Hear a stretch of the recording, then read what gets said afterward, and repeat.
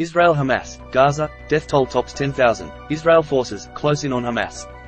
We're sorry, this feature is currently unavailable. We're working to restore it. Please try again later. The Sydney Morning Herald. The Sydney Morning Herald. Sections. Network. Advertisement. World. Middle East. Israeli-Palestinian conflict. Israeli forces cut off North Gaza to isolate Hamas, Gaza death toll tops 10,000. By Najib Jobain, Jack Jeffrey and Lee Keith. Save articles for later. Add articles to your saved list and come back to them anytime. Key points. U.S. Secretary of State Anthony Blinken says aid effort will expand significantly in coming days. Death toll of Palestinians tops 10,000. Israel says it is closing in on Hamas. Hezbollah and Israel report intense exchanges of fire across Israel-Lebanon border. Hamas says it damaged 27 Israeli military vehicles in 48 hours. Advertisement. Khan Yunis, Gaza Strip. The Israeli army has severed northern Gaza from the rest of the besieged territory and pounded it with airstrikes, preparing for expected ground battles with Hamas militants in Gaza City and an even bloodier phase of the month-old war.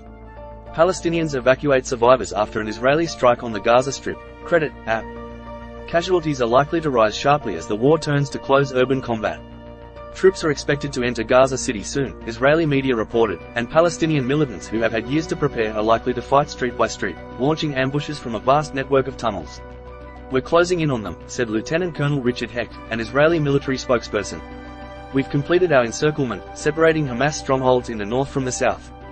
The armed wing of Hamas, the Al-Qassam brigades, said it had damaged 27 Israeli military vehicles in 48 hours and inflicted significant losses in direct engagements with Israeli troops. Already, the Palestinian death toll reached 10,022 people, including more than 4,100 children. More than 2,300 people are missing and believed to be buried under the rubble of destroyed buildings, Health Ministry of the Hamas-run Gaza Strip said. The ministry does not distinguish between fighters and civilians. About 1,400 people in Israel have died, mostly civilians killed in the October 7 incursion by Hamas that started the war. Bombardment in North Gaza. Several 100,000 people are believed to remain in the north in the assault's path. The Israeli military said a one-way corridor for residents of Gaza City and surrounding areas to flee south remained available. But many were afraid to use the route, part of which is held by Israeli troops. In recent days, airstrikes have hit United Nations facilities where thousands were sheltering, as well as hospitals, which have been overwhelmed by wounded and running low on power and supplies. Advertisement. A strike on Monday hit the roof of the city's Shifa hospital, killing a number of displaced people sheltering on its top floor and destroying solar panels, said Mohammed Zarqout, general manager of all hospitals in Gaza. The panels have been helping keep power on in the facility, which has been reduced to using one generator because of lack of fuel. The strike came in what witnesses said was one of the heaviest nights of bombardment yet in northern Gaza. Palestinians look for survivors after an Israeli strike on the Gaza Strip in Rafah on Monday. Credit, app. Israel said it struck 450 targets, killing a number of Hamas military commanders. Israel blames civilian casualties on Hamas, accusing the militants of operating in residential neighborhoods. The overnight barrages crushed homes and buried unknown numbers of people underneath in the Shati refugee camp, a densely built-up district on the Mediterranean coast adjacent to central Gaza City, Palestinians who fled south reported. Ghassan Abu Sitta, a surgeon at Shifa Hospital, said the hospital buildings shook all night from the bombardment, and we started getting the bodies and the wounded. It was horrendous. The military released videos that it said showed its ground troops uncovering Hamas rocket launches in a youth center and near a mosque in northern Gaza. It did not provide the precise locations where the videos were filmed, and the images did not include any visible landmarks, so the Associated Press could not independently confirm the videos. Around 70% of Gaza's 2.3 million residents have fled their homes since the war began. Food, medicine, fuel and water are running low, and UN-run schools-turned-shelters are beyond capacity. Many people are sleeping on the streets outside. Mobile phone and internet service went down overnight, the third territory-wide outage since the start of the war, but was gradually restored.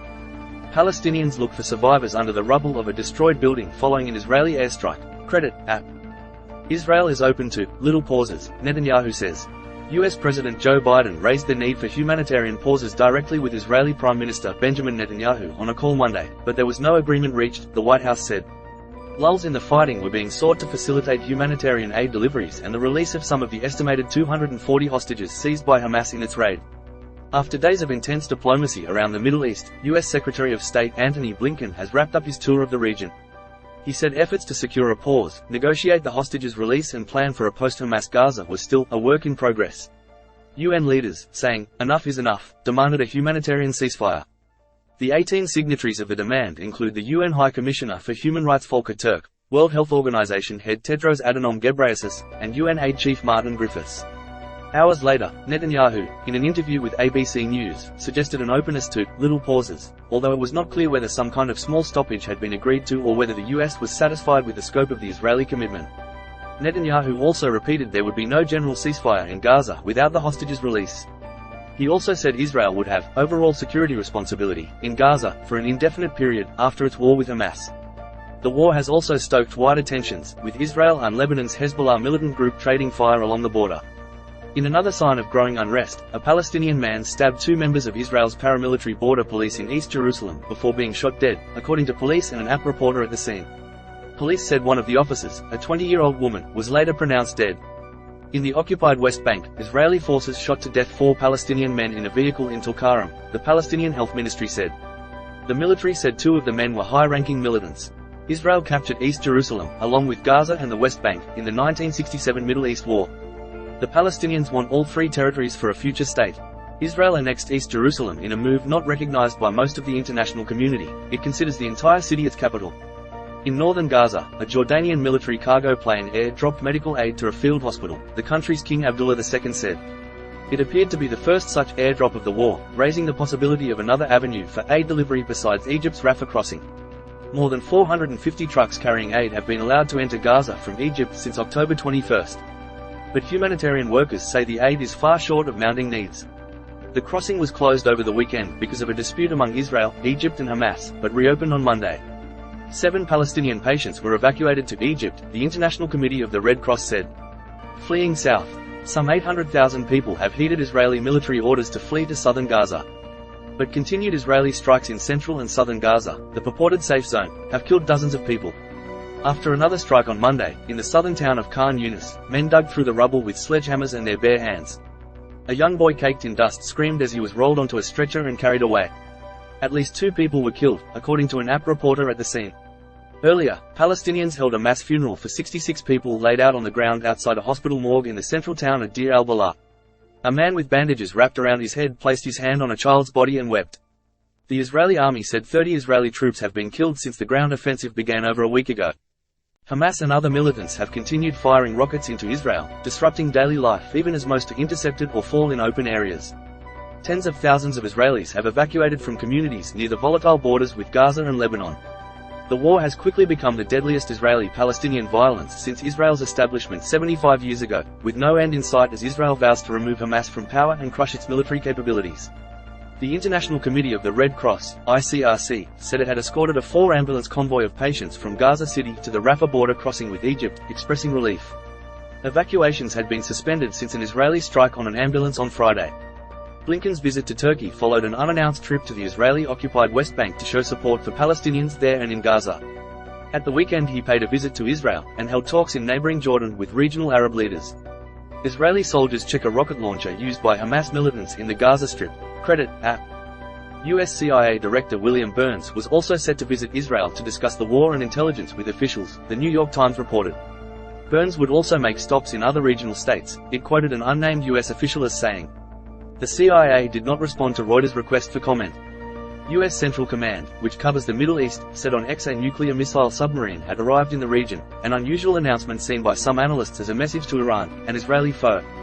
Palestinians look for survivors under the rubble of a destroyed building following an Israeli airstrike in Khan Yunis refugee camp, southern Gaza Strip. Credit, app. Rockets launched. Iran said the US had sent a message saying it sought a ceasefire in Gaza, but Iran had seen only US support of genocide. Both the US and Iran say Tehran was not directly involved in the October 7 attack, but Iran supports Hamas as well as other Islamist militants in the region, including Hezbollah in Lebanon, which has exchanged fire with Israel repeatedly since. Israel said on Monday it had detected about 30 rocket launches from Lebanon in an hour. Hamas said it had launched 16 missiles towards Nahariya and southern Haifa in Israel. People searched for victims or survivors at the Maghazi refugee camp in Gaza, where the health ministry said Israeli forces had killed at least 47 people in strikes early on Sunday. All night I and the other men were trying to pick the dead from the rubble. We got children, dismembered, torn apart flesh, said Saeed al-Naima, 53. Asked for comment, the Israeli military said it was gathering details.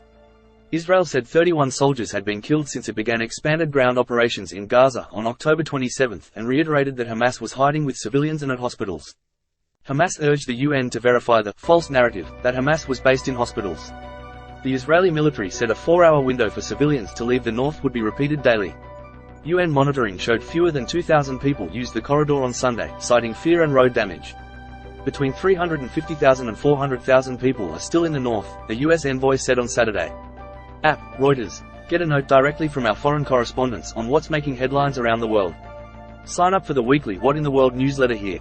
Israeli-Palestinian conflict. Israel. Gaza Strip. The Palestinian territories. Most viewed in world. From our partners. Advertisement. The Sydney Morning Herald. Twitter. Facebook. Instagram. RSS. Copyright 2023.